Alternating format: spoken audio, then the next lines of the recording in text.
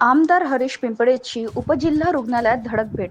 रुग्णांच्या जेवणाची घेत चव, आरोग्य सेवांवर भर. मूर्तिजापूर मतदारसंघाचे आमदार हरीश पिंपळे यांनी आज श्रीमती लक्ष्मीबाई देशमुख सब डिस्ट्रिक्ट हॉस्पिटल येथे अचानक भेट देत रुग्णालयात विविध विभागांची सविस्तर पाहणी केली. रुग्णांना अधिक दर्जेदार आणि तात्काळ आरोग्य सेवा मिळाव्यात यासाठी त्यांनी प्रत्यक्ष रुग्ण व प्रशासनाशी संवाद साधून समस्यांची माहिती घेतली.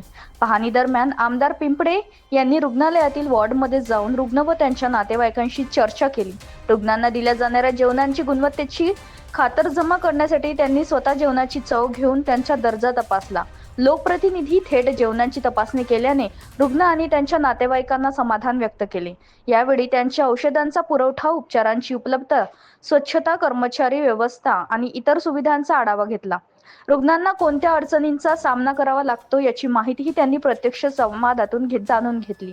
पाहणीनंतर आमदार पिंपळे यांनी रुग्णालयातील अधिकारी व कर्मचाऱ्यांची बैठक घेतली. बैठकीत रुग्णालयातील कामकाज, अपुरे मनुष्यबळ, यंत्रसामग्रीची कमतरता तसेच इतर मूलभूत समस्यांवर सविस्तर चर्चा करण्यात आली.